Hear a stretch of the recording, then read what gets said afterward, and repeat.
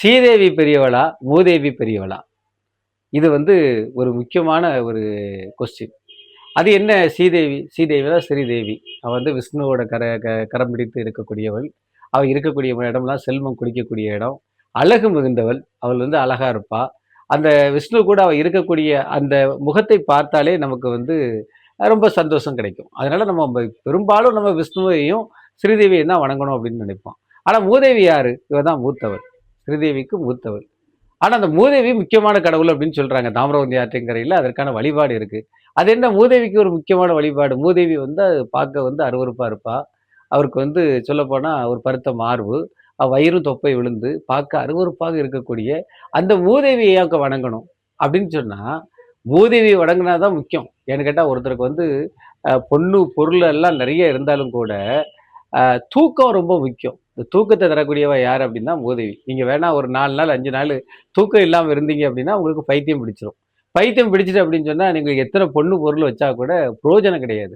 அதனால நீங்க என்ன செய்யணும் அப்படின்னு சொன்னா, மூதேவிய தான் வணங்கணும். அப்படின்னு சொல்லி இந்த கிராமத்து பகுதியில இருக்கக்கூடிய மக்கள் வந்து சொல்றாங்க. என்னய்யா இது ஆச்சரியமா இருக்கு அப்படின்னு சொன்னா, அதுக்கு ஒரு புராண கதை கூட சொல்றாங்க. அந்த பார்க்கடலை கடையும்போது ஒவ்வொரு பொருளாக வருகிறது. தேவர்களும் அப்புறம் வந்து அசுரர்களும் தங்கள் ஒவ்வொரு பொருளா எடுக்கும்போது, ஸ்ரீதேவி வந்து வருவதற்கு முன்னால மூதேவி வந்துருதா, அலங்கோலமாக தலைவிரித்து ஆடி நிக்கும்போது, மூதேவிய யாராவது திருமணம் முடிச்சா தான் ஸ்ரீதேவிக்கும், விஷ்ணுவுக்கும் கல்யாணம் நடக்கும். அதுல உத்தலாகர் அப்படிங்கக்கூடிய முனிவர் வந்து அந்த அழகற்ற அந்த பெண்ணை வந்து மணம் முடிச்சுக்கிறார் அப்படிங்கக்கூடிய ஒரு கதை இருக்கு.